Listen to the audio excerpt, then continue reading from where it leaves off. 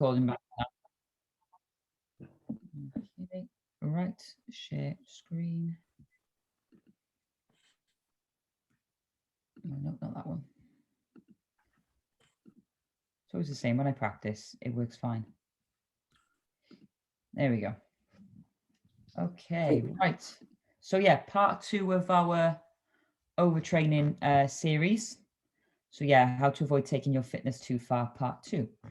So in terms of the objectives of this training, so we are going to touch on some of the points we covered in part 1, just to sort of cement those a little bit further. And also I found some studies which can sort of back up what we were saying. So just to give you a little bit further evidence, get a little bit geeky, just so, yeah, like I say, just driving home the key points of the last training before we delve a bit deeper. And then, yeah, as part of this session, we're also going to introduce you guys to program management, teach you how to build an effective monitoring program, and then teach you how to manage the training process. So in the last training, we touched on sort of, fitness trackers and, what sort of things we can look at in terms of signs and symptoms of overtraining. So heart rate, blood pressure, those sort of things. So we'll sort of touch on how you can use those sort of things and the technology out there today to use the data and then apply it to your training. So yeah, we'll give you as much as we can that you can take away from this training day as possible. And then we're also going to provide you with some tips to help speed up recovery. Okay, guys?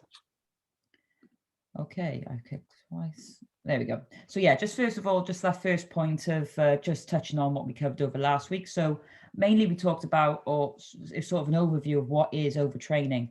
So yeah, just quickly touching on it now. So overtraining is a chronic imbalance between stress and recovery, which results in some form of recovery debt. So, and basically that just means the body's been exposed to more stress than it can recover from, which can then lead to a potential decrease in strength, power, and overall performance. And the second point is one we touched on quite a few times last week that we really want to drive home, that overtraining isn't just a training issue, it's a life issue. So your activity, your sleep, nutrition, and just the stress of daily life will all dramatically affect your recovery because they impact how much energy your body's using in order to react to all those things.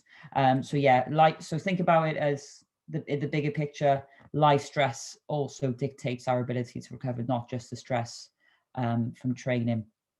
Anything you wanted to add there, Sam? Yeah, just that, don't think of overtraining as doing too much training. Oh, you could be getting overtraining symptoms because you're not recovering effectively. So overtraining could actually be what's known as under recovery. For example, someone that has all their lifestyle habits lined up in a row, they're sleeping well, maybe they're having a weekly massage, they, with their workouts, they may be dropping volume if they've got, that feedback coming in that maybe they've done a little bit too much the day before, they're eating enough protein, maybe their supplements are all switched on in regards to having a post-workout shake, their immune system's healthy with a greens drink, multivitamin. We'll talk a little bit more later in this presentation about certain vitamins and how they can potentially improve recovery with latest research as well. But don't just think of overtraining as doing too much training. It could be the fact that your training is actually okay, but your lifestyle habits are not supporting the recovery process. You could have two people on exactly the same training program. One of them can cope with more volume, all right? And another one the other one might be way, way, way over recovering. So one could potentially do even more, whereas one might have to do less. It's not a genetic thing. They could be twins, but one could be a shift worker that's in the NHS fighting COVID on the front line. She's stressed 24/7. So the training for her might be just too much. Whereas the other person might be, relaxed, successful business, works 3 or 4 hours a day, or the 4-hour work week, and has loads more time to dedicate to it. So don't think of it as just doing too much training. Like Zoe said, it could just be a bit of under recovery. So hopefully you'll have some tips today in terms of maximizing that. Yeah, and that's what we're sort of trying to get you to take away, guys. So we'll touch on all the sort of different lifestyle factors, I think, within this training today. So yeah, so it's sort of just putting some more pieces of the puzzle together. Okay, so yeah, I mentioned in the previous slide this concept of recovery debt, and this is not something that I mentioned much last week. So yeah, basically, the body only has so much energy currency that it can spend each day, and this is ATP. Okay, so yeah, in terms of what that energy currency goes towards, it goes to dealing with physical and mental stress, which could be the physical stress could be your training session, because that is a stressor on the body. Mental stress can be, general life stuff, deadlines, I don't know, family life, that sort of stuff. Then you've got vital biological functions. So this is like your BMR, the things that just keep the light switched on every day. And then, of course, then you've got the processes of recovery and adaptation. Okay, so yeah, if we're spending too much energy on, say, the physical and mental stresses that we face in our day-to-day lives, that means there's not much left over for recovery and adaptation. So that's just touching on what Sam said in the previous slide. It's not just the case you're doing too much training. It could be your training's fine, but you just can't recover because you're battling. You're trying to put out fires everywhere, and your body just can't cope.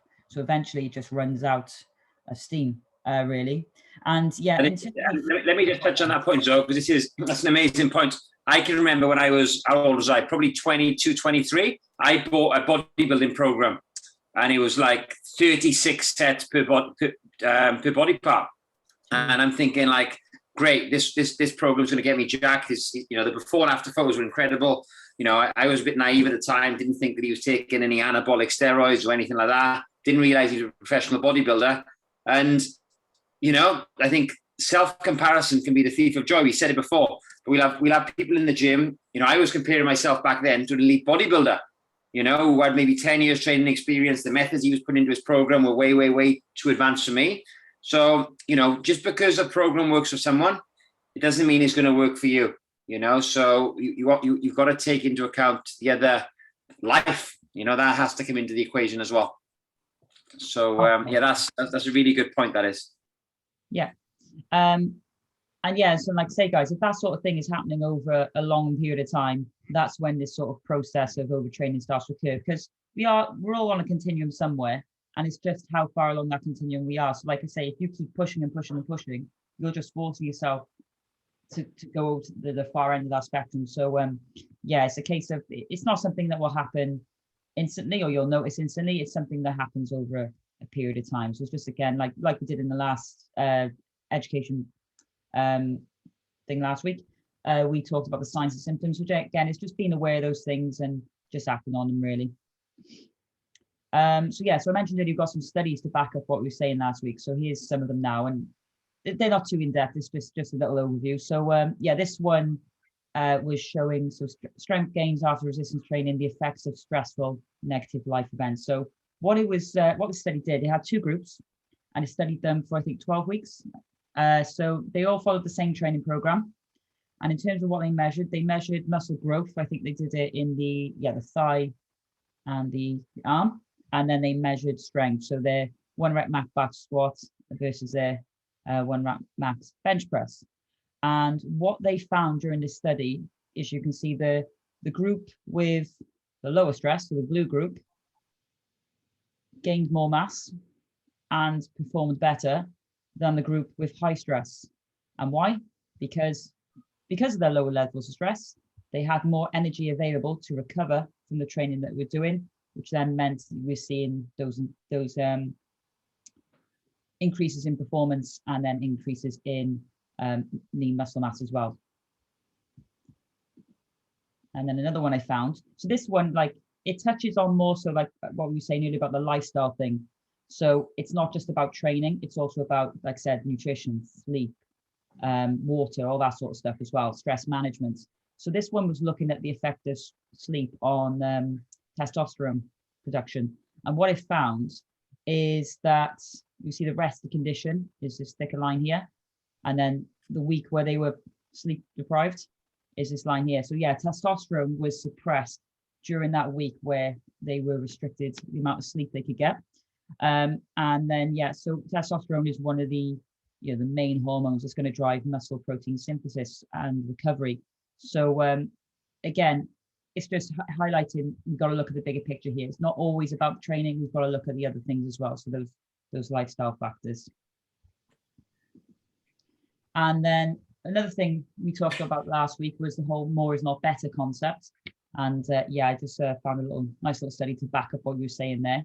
So this study looked at different exercise doses across a period of 1 week. So there was 4 groups. You've got the control group here, a low exercise group, moderate exercise, and then high exercise. So if you look at the study, what they've done for each group, based on their activity levels, they have their predicted loss in black and what they actually lost in terms of weight now in the white side of the chart here. And it's the most interesting one. If you look at the low exercise group and the high exercise group, the low exercise group lost practically the same amount as the group who were doing 3 times more exercise than them.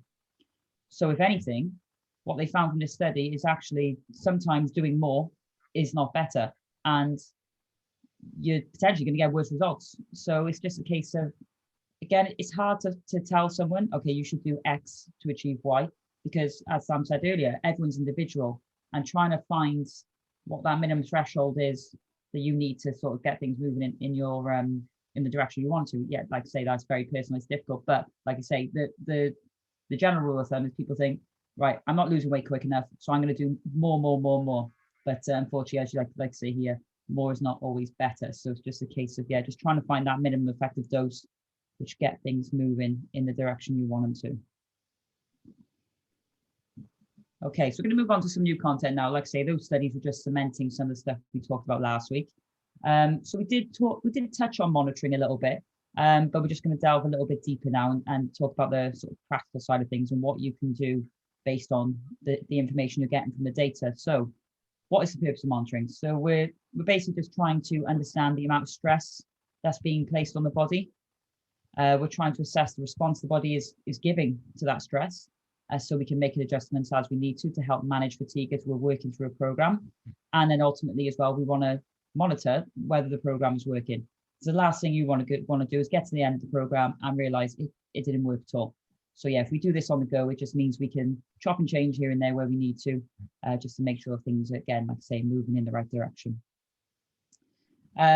So yeah, so there's loads of things out there nowadays which you can use to help you become more informed in regards to, you know, how effective your program is and your training routine.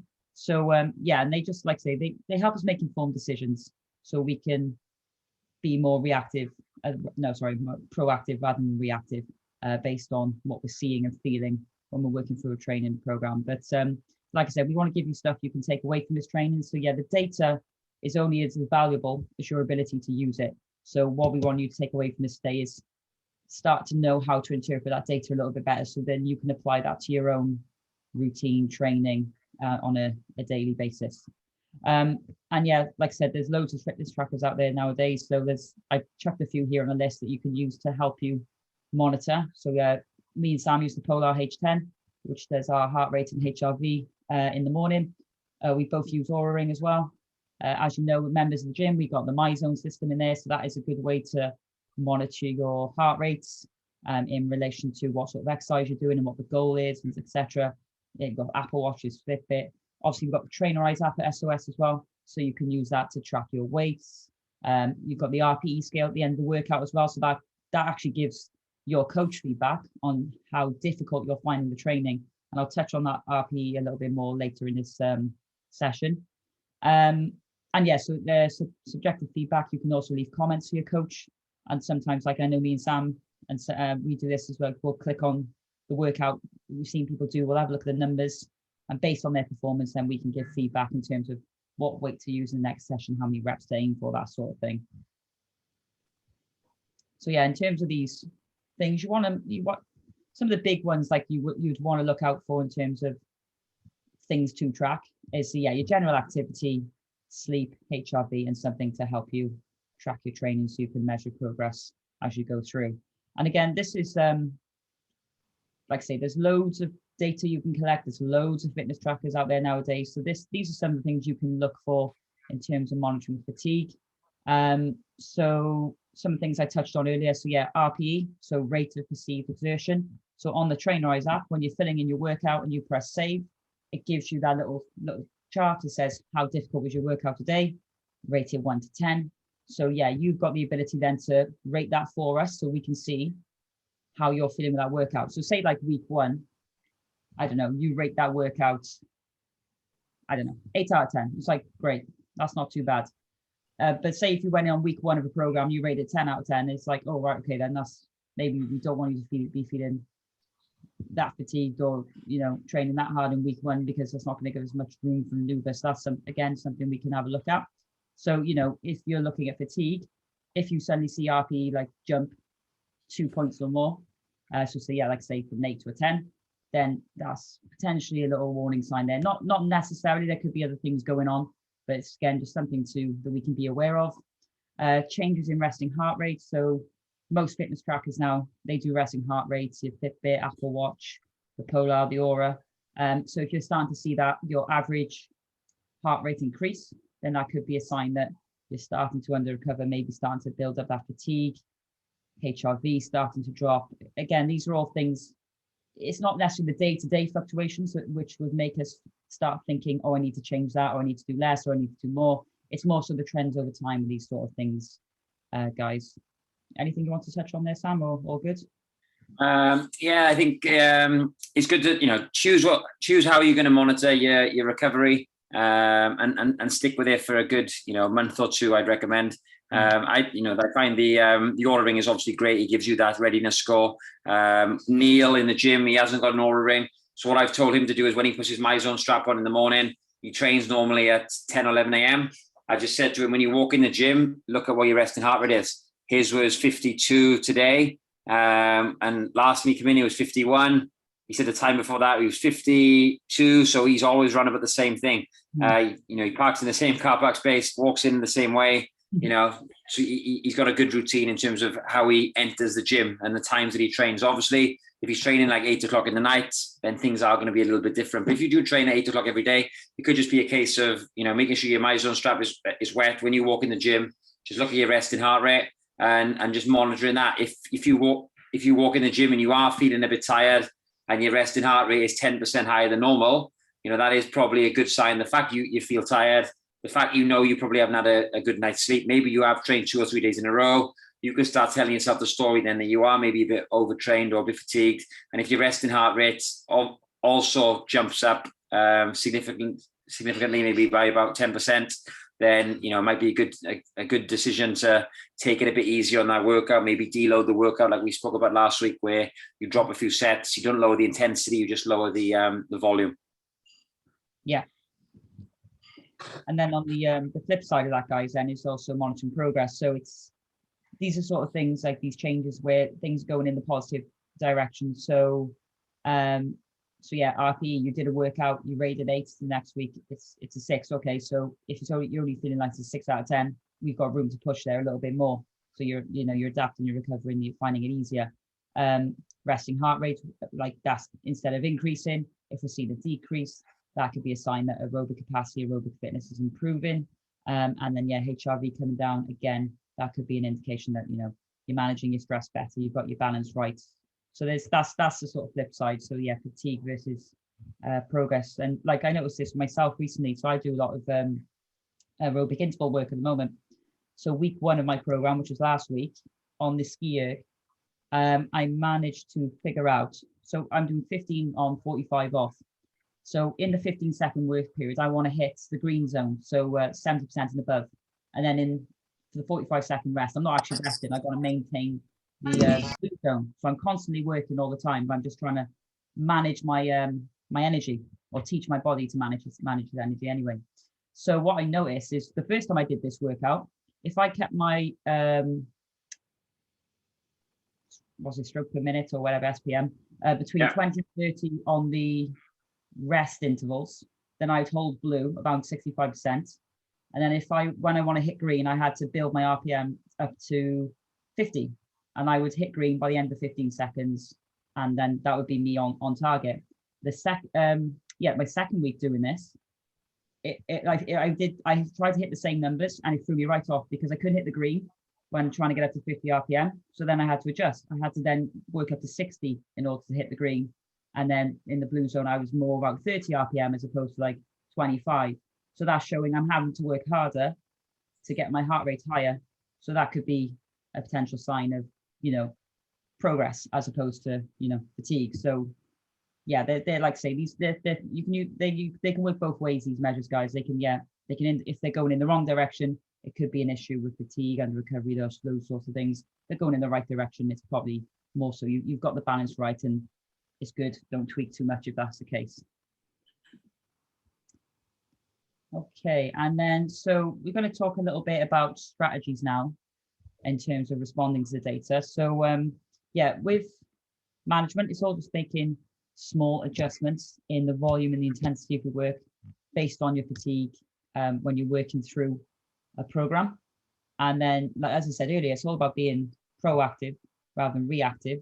And what we're looking to do when we're trying to use these strategies is prevent the accumulation of fatigue. And then, like I say, going too far along that continuum that we can't bring the body back. So there's three major things we'd look at when we're looking at these strategies. So as I mentioned already, volume intensity would be one of the things. Lifestyle and wellness / nutrition, sleep, all that sort of stuff. And then recovery and regeneration methods, which I'll touch on in a moment. But we're going to start off with volume and intensity. I've put some little snapshots of my HRV in here just to try and give you some examples. So yeah, so if you've got, you know, you're moderately fatigued. So for me, that might be, I rated a 5. You can see my heart rate. My heart rate is usually between like 45 and 55. This day it was 63, so it's a bit elevated. HRV is usually in the 70s. It's in the 60s here, so it's a little bit lower than normal. So yeah, my body's in more, you see here, shifted over more towards the sympathetic side. So it's there's something what my body can't recover from. There's too much stress, it can't deal with it. So yeah, I'm sticking in that sympathetic state. So yeah, on days like that, that's potentially where you'd look to avoid going max out, maximal load. So rather than, like Sam said earlier, rather than like, you never lose intensity, keep the intensity on the bar, but maybe take a set away. So it's more about like sort of stimulation rather than chasing PBs on this sort of day. Just because if you try and go all out and you're not feeling it, you're tired, you know, like you haven't, you know, you're not a 10 out of 10. So you're trying to push could lead you further into that debt, and then that's just going to slow the recovery process again. So sometimes just taking that day, take your foot off the gas a little bit, can in the long run be the better thing to do than just trying to go hard or go home every day. And then another example, this is a 3. Guarantee this is after a night out. Because yeah, my heart rate is 89. So it's probably alcohol induced there somewhere. And you can see HRV has dropped right to 43. So days like you get a reading like this, these are the days where you're like, right, I'm not gonna achieve like PBs today. So it's more about focus on rest and recovery when fatigue is that high and there's so much stress, the body just again can't recover. So, and again, what's the point of that? Is just that prevention of fatigue building up, that debt's getting bigger, and you know your body having to work so much harder to try and bring itself back down the lower ends of those of that continuum. Because you know, don't get me wrong, we do want the body to overreach a little bit. So going back to that previous number, that 5, that's actually my HRV today, which you know, today is my rest day. So that's perfect. So you can see my body is starting. So I've just done 6 days of training. My body is starting to overreach. It's starting to go into that sympathetically driven state. But by taking my day to day, where it's just like nutrition, hit my water, do my steps, you know, not do anything too stressful. What I should notice tomorrow is I shift back into like a green, you know, 7 and above. So, and then I can start training again then. So yeah, overreaching is not a problem. It's not an issue to get scores like this. It's when the scores get like this and they stay there and you can't get back. That's the sort of what we're trying to avoid. And then on the flip side, if you're getting scores like this every single day, then you've probably got more in the tank. So yeah, if you're recovering well, your scores are consistently high, then yeah, you can look to push it a little bit then and increase the training load if you're getting numbers like this. So yeah, your heart rate, like so you can see here. So I said my heart rate is between 45 and 55 on average, 53 here, perfect. HRV is usually in the 70s. There it is, back on target. You can see I'm pretty much balanced in the middle here. So yeah, this is sort of, if I'm getting numbers like this all the time, then it's go time. So yeah, let's load up the bar, let's chase some PBs, let's really push it a little bit more. And then yeah, going on to the next factor, that we need to consider is, so lifestyle and wellness. And I've said it again and again through the training. So activity, sleep, nutrition, and stress all affect your recovery because they impact how much energy your body needs to use to deal with everything that's going on. So yeah, the more that these things are out of balance, the more energy our body has to use to deal with that physical and mental stress, which means it can't recover and it can't adapt, which is where we sort of plateau. We can't keep improving. We get a little bit stuck. So our lifestyle is often, our daily habits, our routines, and it can take quite a bit of focus and effort to change these, which we talked about with you members time and time again. So it's a case of identifying that low-hanging fruit. What is the one thing that needs the most improvement? Most people sleep. Talking to myself there as well, guys, not just you. Are you doing a nap today, Zoe, in the staff room? Yeah, I had a nap in the staff room. It was a lovely nap. Set my readiness up 3 points, so I was happy. So for example, last night I had only 5 hours sleep. So by the time, and I had a busy morning on the gym floor, I was pretty much working from 6 till about 1. So when I got to my session, the end of my session at 1 o'clock, I didn't even want to stand up. I was leaning on the back extension. I was sitting down on the bench.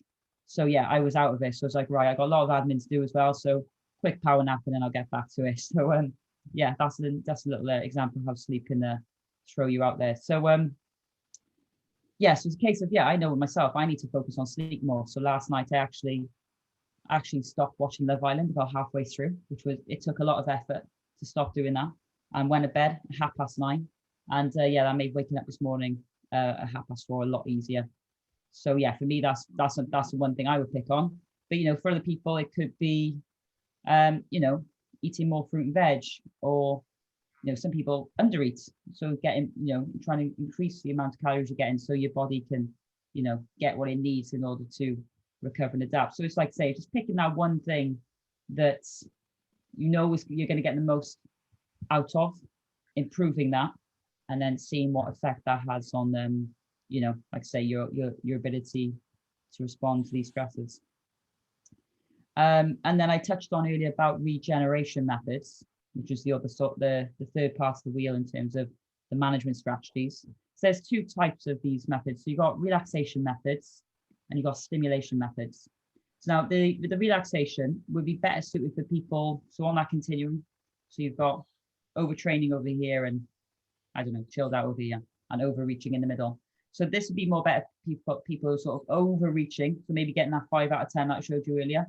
So that what you're trying to do with these methods is stimulate the parasympathetic nervous system, so that rest and digest state, and just bring it back, shift us back over from that overreaching state. So yeah, these sort of methods promote recovery. And I know, Sam, you do this quite a lot. You have a lot of like soft tissue work, don't you? I wouldn't be able to play football the way I do. Like I'm coaching a bit now, but I'm still playing. And the manager, who's manager of our team, he's only 2 years older than me, but he's been managing for like 4 or 5 years. His back went like when he was like 31, 32. So, I wouldn't be able to play and perform at the level I do now if it wasn't for, soft tissue work. And I know we got Sue on. I think Sue's seeing the same soft tissue therapist now. Yeah. And I know Lana's mom, Linda, is also seeing her. So I definitely should be on commission. But I refer out because she's fantastic and she's helped me a lot over the years. So I've had so many like little niggles that no one's been able to sort out, and she's managed to fix just because she actually treats the human body. She's on, she doesn't look at the problem. She looks at all the surrounding areas. So if the pain is in the shoulder, she look at the elbow, she look at the wrist, she look at the scapula, the pec, and it's amazing because her anatomy and physiology knowledge isn't like top notch. But she's got this amazing ability to feel, and she can feel where the problems are. So for me, that is like way, way better than, knowing a muscular system off by heart and being able to, name every single joint, ligament, tendon, muscle in the body. She's got magic hands. She can actually feel the problem, which is great, So definitely would recommend, even when you haven't got problems, to get some soft tissue work in, because it does regenerate in the tissue. So it's definitely going to help you long term. Yeah. And there's just a few other examples of activities I found there. And then the second regeneration method you've got stimulation methods. Now, these methods are more suited for people who they've gone off the end of the continuum. Okay, they're overtrained. You know, the actual nervous system is starting to shut down a little bit. So you sort of, what happens when you overtrain is your body becomes a little bit desensitized to the hormones. So when it's initiating the stress response, the body just doesn't respond to it anymore, literally. So yeah, these methods can actually try and ramp up that sympathetic nervous system again, so that fight or flight mode, and try and get that working better. So then you can shift back from this overtraining state and get back to back to homeostasis almost.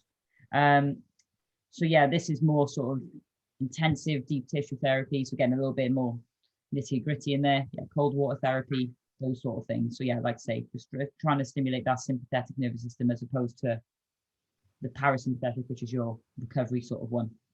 And a good point on that is, whenever I have a deep tissue massage, my HRV always goes down the next day. So it'll have a short-term negative effect. Okay, so so a deep tissue massage, what does it do? Like it's beating you up. Like sometimes, like when Rachel was doing my shoulder work, like I'd have mild bruises, because she's getting so deep into the tissue. So that's ramping up inflammation in a way on the short term. It's an acute inflammatory response. But then the positive then is 2 days, 3 days later, your shoulder's feeling better. Obviously, the pain receptors have decreased. You're feeling loads better, and your HRV actually has a positive effect. So it depends, obviously, on what massage you have. A deep tissue massage can have a short-term detrimental effect on recovery, because it's like a workout. You're taking your muscles through a stressful situation, right? Because they get poked and they get prodded, and you really, if you've got knots in there, you're trying to really get them out with your elbow or your thumbs or whatever it is. So if you're going to have an intense deep tissue massage, I wouldn't have that on a Friday before a game. It'd probably have a detrimental effect. I like to do it on maybe a Wednesday or even a Thursday or Tuesday, maybe giving it at least 48 hours. And it's the same for yoga as well. Mel's just done a yoga course, and although yoga is great, it can actually have a detrimental effect on strength in the short term. So if you do a yoga class on a Friday and you're doing loads of, say, hip openers and maybe lots of hamstring work, and then you're deadlifting the next day, yoga can have a detrimental effect in the short term because it makes your muscles, really, it lengthens them. Lengthening them causes what's called hyperplasia, which can have a hypertrophy response, but it's damaging the muscles short term because you're stretching them. Think of elastic band. If you keep pulling it apart, what happens to the elasticity? It obviously decreases. So that's just something to think about where you put these methods in terms of your training and maximizing performance. Yeah, that's spot on. So yeah, like these sort of methods, if you they're not something you would use all the time necessarily. It's used when necessary. And then try and don't schedule them too close to your workouts if you are going to do them. So yeah, they're useful more so on rest days or recovery days. And if you use them too much as well, they also lose their effectiveness over time. So yeah, it's just pick and choose your moments when to use these methods. We're not saying you have to do them all the time. It's just something to be aware of to help you, just create that balance that we're looking to achieve. Because that's all the body wants, is to maintain its homeostasis, and these are all things we can utilize to help keep that balance. I tried hot pod yoga a few years ago before a football match, the day of a football match. It was horrendous. Like I couldn't play. I think I was so chilled out and relaxed after it. I don't think I was dehydrated because I did fuel back up with water. Obviously, the hot pod yoga can really make you sweat, but I was just I went too much. I was too relaxed. I was my muscles just felt like all floppy, and I didn't feel strong. So the timing is key. People that do yoga and then go and do a workout, I'm like, what are you doing? Like you do yoga after your workout so you can relax. Do you know what I mean? Yeah. Okay, and I think I'm going to hand over to you now, Sam, for this sort of stuff. So this is your tips on to speed up recovery, isn't it? Yeah. So just to before we go into this, just with the training principles, just want to touch on one thing. When it comes to training, you've got to look at all the different variables within a training program. It's a bit like, do you know what an equalizer is on a soundboard? So you see a DJ and he's got the volume, he's got the bass, he's got all the stuff you see on a DJ booth. Well, that's called an equalizer basically for the soundboard. Okay, so in terms of the DJ, all these things he can move up and down. It's very similar for the gym. We've got training volume, which we've touched on. That's the amount of work done in a workout. So reps times sets times load, that will give you your volume.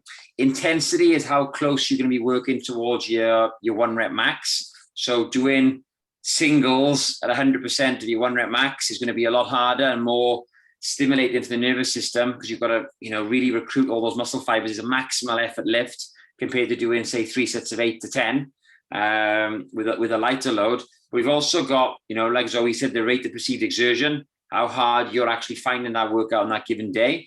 We've also got neurological demands. So if you're doing things like power cleans and power snatches, they're going to be more neurologically demanding. Think barbell back squat. That's way more neurologically demanding than a TRX squat, okay, even though they're both squats. And then you have training frequency, okay? So these are all the things that are going to feed into whether or not you can recover. Now, in regards to those things I just said, there's 5 different things: volume, rate of perceived exertion, intensity, neurological demands, and frequency. At any given time, you only want to have one of those high, okay? So if training frequency is high and maybe you're doing 5-6 workouts a week, then because you're training 6 days a week, guess what? The neurological demands of the workouts need to be lower, intensity needs to be lower, the rate of perceived exertion of those workouts need to be lower, and the volume needs to be lower. Like Zoe said, if your RPE is 10 on a Monday, and you're finding that workout absolutely rock solid, there's no way you can do that workout again on a Tuesday, Wednesday, Thursday, Friday, and Saturday and expect to be in a good place come Sunday. So these are all the variables we have as personal trainers, as coaches. You have available to yourself as well if you're writing your own programs, but only one of those things should be maybe high at any given time. And then if one thing is high, it's a seesaw effect. The rest need to come down. Okay. And Zoe said about training frequency, people try and sometimes do too much. If you're doing full body workouts, 3 sessions a week with weights is normally enough because they're full body workouts. If you are following an upper body, lower body split, I'd say 4 workouts a week is perfect, 2 uppers and 2 lowers. And if you do want to do any more than 4, that's when you'd add in your conditioning sessions. Okay. So you might add in maybe 1 hit workout if you are recovering properly. And some clients can get away with that. Some clients can do the upper lower modified strongman, upper lower. Other clients can get away with an upper lower boot camp, upper lower. But I being honest with you, I haven't met a client that does any better in terms of results by doing more than that. So that's just a simple thing to think about. If any of those things are maxed out, then everything else needs to come down. But you see people in the gym and they want to train 7 days a week. And they're like, oh, I want to do Olympic. Rogan does Olympic lifting. I'm going to book some sessions in with him.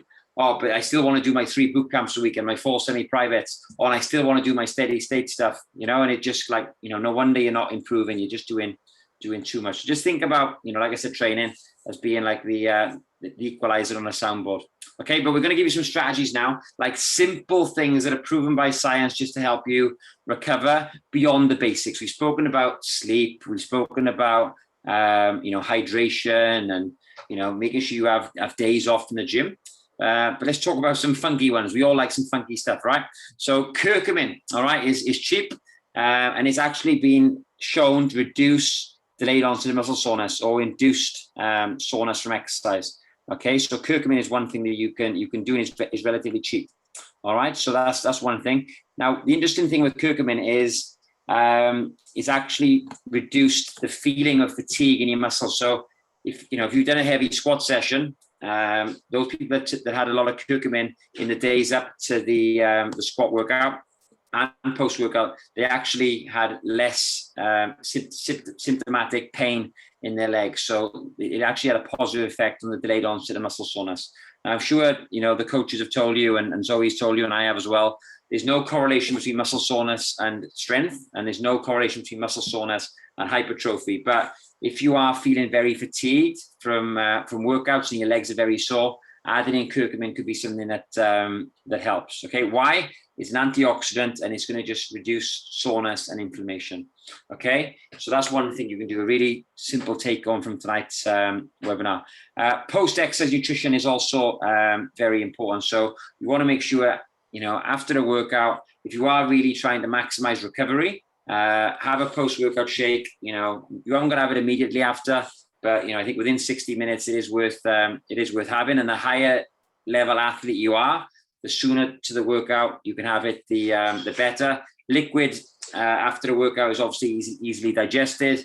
After a workout, your body's in a little bit of a stress state, cortisol levels high, so we don't want to ask the digestive system to have to do more work. So eating a meal straight after a workout can be, even more stressful for the body, especially when all the blood is in the working muscles, the legs, the arms. We don't tend to have good blood supply to the digestive system after a workout. Cortisol levels are quite high at that point, so a post-workout shake can sometimes work well. Obviously, whether that's good or not for you and your goals, it depends on the amount of calories you have available. But in terms of maximizing recovery, if you are lean enough, I would recommend a 3-to-1 ratio of carbs to protein. So you could have 25 grams of whey protein, all right, something that's quite easily digestible. So there are different types of whey, but a whey isolate would be quite good in this situation, and you could have it with around 75 grams of carbohydrates. Okay, now some of you are probably thinking, I haven't got those carbs to play with, and that's fine. Obviously, your goal isn't to recover as fast as you can. Maybe it is still more on the fat loss, body composition perspective, but the leaner you are, the more carbs you will have in your post-workout shake. Okay, but also the amount of volume you have in your workout will also dictate how many carbohydrates you should have in your post-workout shake, and how much. If you've done an arm workout, for example, and you're just working biceps and triceps, then potentially you'll have a little bit less carb because the pool of muscles is actually smaller. Okay, whereas if you're working glutes, hamstrings, quads, you're doing deadlifts or heavy back squats, then that workout might warrant for a higher carb intake in your post-workout shake. But if you look at the recovery research, the sooner you can restore glycogen, the faster you're going to recover. Okay, and a good post-workout shake should have protein, carbohydrates if you're lean enough, and electrolytes. You can also put some glutamine and creatine in there as well to speed up the process. Okay, so there's two things: curcumin and a good post-workout shake. The other interesting one is new research out on riboflavin, which is basically vitamin B2. Is a posh word for that, and it's really interesting research with this. But they've shown that it reduces pain and soreness actually when you're training. So they did this research on 400-meter runners. So we know that's probably the most lactate-inducing event.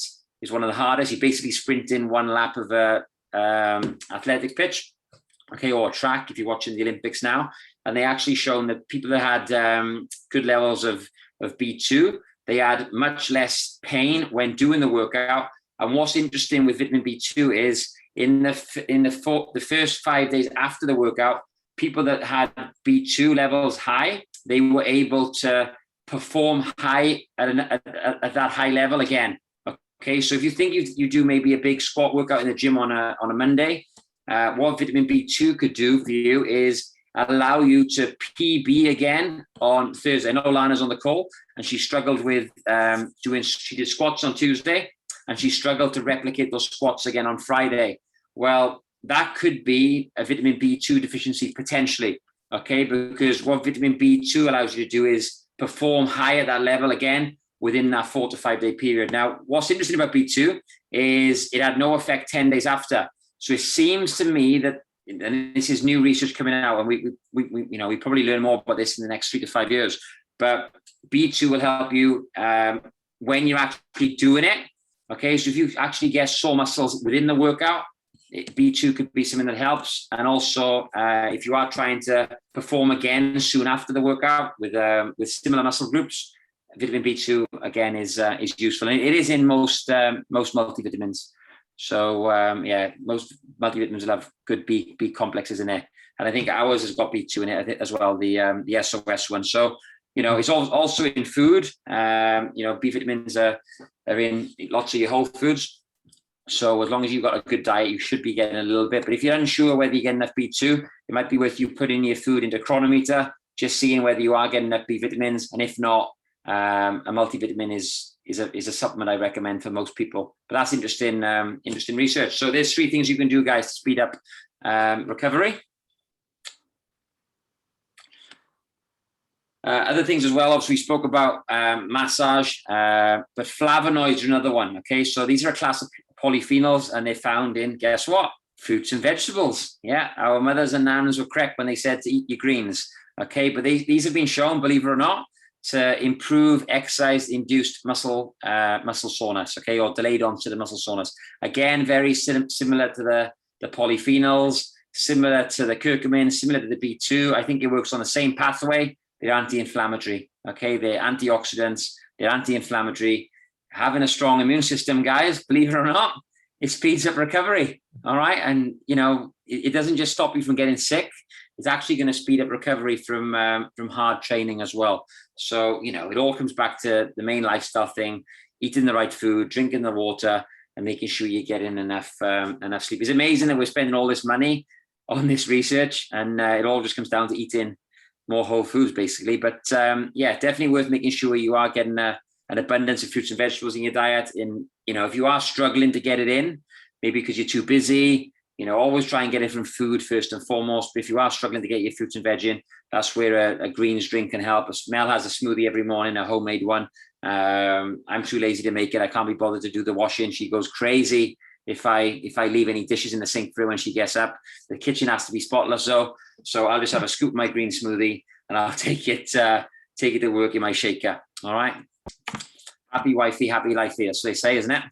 All right. We spoke about massage. EAAs and BCAs are fantastic as well for improving. Maybe not, I don't know about HRV, but definitely muscle soreness. Now, back in the day, I was that guy because they didn't do liquid BCAs when I started training. When the research came out about branched chain amino acids, I had to take 40 tablets in a workout. Okay, I used to take the old Poliquin. We used to sell them initially in SOS for anyone that's been there for more than 5 or 6 years. I used to take 40 tablets in a workout, and it was so funny. If you did a burp, like dust would come out your mouth. All right. It was crazy. And I can remember training guys, and they did a 12-week transformation with me, and I used to make them take 40 BCAs in a workout. And honestly, I used to smash their legs, like the hardest leg sessions you can do. And the next day, their legs would be fine. All right. It's crazy how effective leucine is in terms of, really stopping your legs from aching. And Nikki Burnett, you might know her, she's still trained. She's so annoyed that you can't get these BCAs anymore, because I used to smash her legs and she wouldn't ache. And then she'd forget them for a workout. We'd do the same workout and she couldn't walk for 4 days. So leucine in high doses literally just crushes the delayed onset of muscle soreness. So having some EAAs or BCAs when you train is really useful. But most EAAs and BCAs, they'll give you a good dose of leucine. But like when I used to take the 40 tablets, like back in the day, no aching at all. And that was a Charles Poliquin method. But then people found out it was hard to do. Not many people were willing to take 40 tablets in a workout. They're not as crazy as all the hardcore PTs. And that's when people jumped on the bandwagon. Then all these supplement companies started creating EAAs and BCA powders. And now it seems like everyone's making them. But yeah, they definitely do help with muscle soreness. Static stretching. You probably read what's next, but people think the stretching statically helps recovery. It doesn't. Okay. Like I said to you earlier, what stretching does. So say I've smashed your legs in the gym, and then you're going to spend 20 minutes after the workout. Those muscles are already beat up. Then you're going to stretch them like crazy. That's going to cause what's known as hyperplasia. It's going to cause more muscle damage.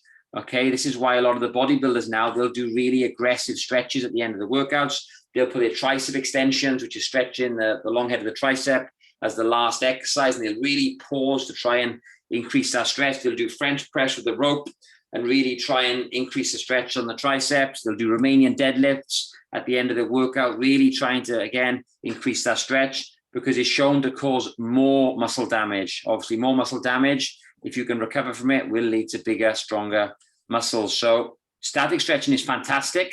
I'm a big fan of static stretching, but not for improving recovery. I'm a fan of it for improving flexibility and then increasing your chances of improving mobility. Okay, so we want our joints to be flexible and strong in those end ranges. So static stretching is great to, open up joints and things like that. And, if people can't squat, then they definitely need to do flexibility work before the workout, but it's not going to improve your body's ability to recover. Okay, stretching should be done away from the session, maybe on a rest day. I know myself and Zoe will do like aerobic work with some mobility and some flexibility work, and we like the animal flow movements and stuff, but it should be done away from the workout. So for those of you on the call that do your steady state stuff, that's a good day to put in some static stretching. All right, and it will have, like Zoe said, a parasympathetic effect on the nervous system. So it does calm you down. It's good to do before bed. It will help you sleep and chill you out, but it's not gonna improve the symptoms of delayed onset of muscle soreness if it's done before or after a workout. It can actually make it worse, which is interesting. Okay. Yeah, long story short then, guys. So basically, this is just summarizing everything we sort of talked about over the last 2 calls. So, in terms of like, if you're looking to maximize results and, don't fall into that trap of trying to do too much, then yeah, it's all about, training intelligently, good quality food, recover, look after your health, eat your fruit and veg, and that's the way you maximize results. Like Sam said, we're spending all this money on research, and it's just do the basics right effectively. Yeah, and that is everything I wanted to go through. So yeah, I'm going to open it up to you guys now. So yeah, any questions, pop them in the chat. They don't have to necessarily be about overtraining. If there's something else you want to, quiz us about while you're here, or even if you want to have a chat, unmute yourselves if you want. But yeah, this is your time now. If you want to talk to us about anything. Oh, we got something in the chat. It is brilliant. I don't know what Sue's referring to there. I think she's referring to the massage, and Lana's got fear of missing out. Yeah. Oh, Lana. Even I'm getting FOMO, Lana. I'm like, right, I want a problem. I want to go get fixed or something. You don't want to. The thing is with massage, you don't want to go when there's a problem. You want to go when everything's fine, and then it's a nice experience.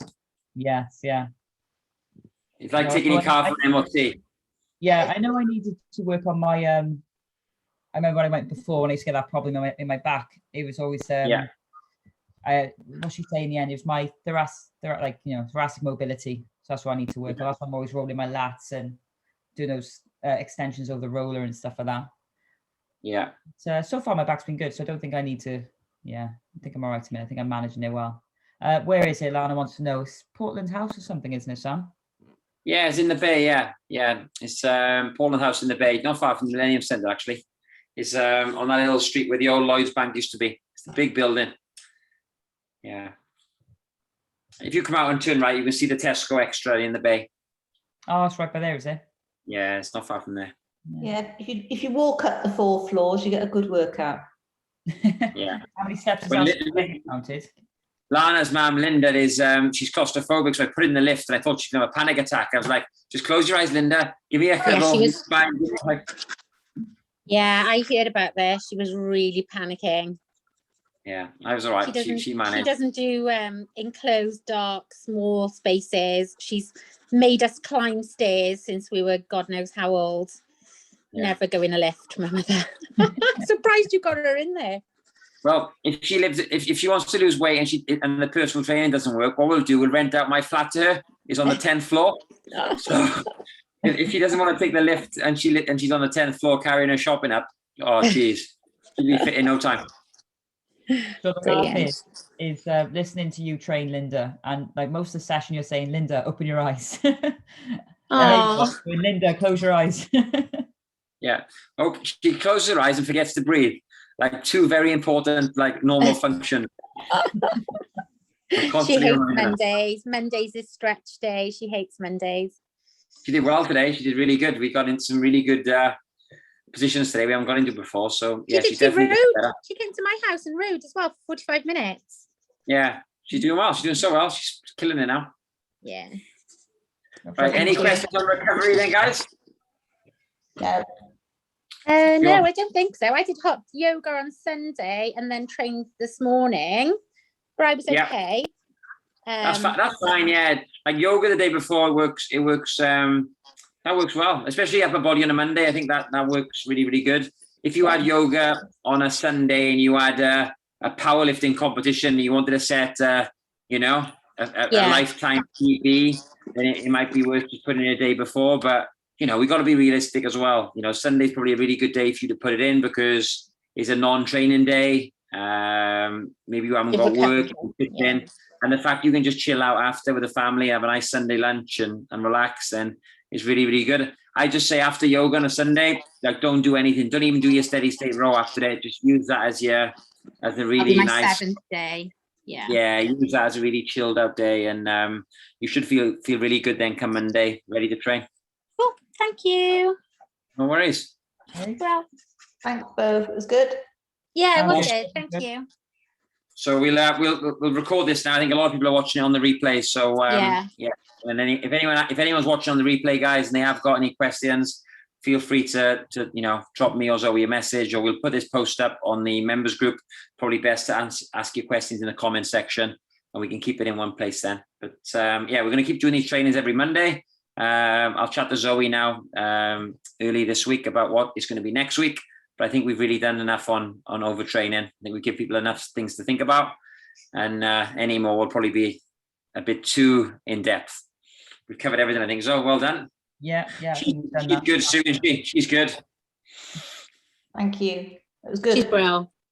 Yeah. Right. Lovely to hear from you guys. So I'm seeing Sue in the gym tomorrow. So Lana, I'm pretty sure you'll be in tomorrow as well. So see you both soon. Yeah. 6 a.m. group for me. I don't think you're taking it. No, I'm not 6 a.m. group tomorrow. Enjoy your lie-in. I Thank you. will be there. Improve those squats, Lana. I'll try. Every set, even if you just add a 1 kilo either side, like Yeah, but tell one Greg, of those. Greg won't let me. Why? Greg won't let me because I don't know. He just stops me. He says no, stick at 85 or 87.5. I think maybe my technique, maybe, I don't know, but he says no. Okay, all right. Well, see what he says tomorrow. Grass, Greg. Thank you. Congratulations. Bye. You are all done, so awesome.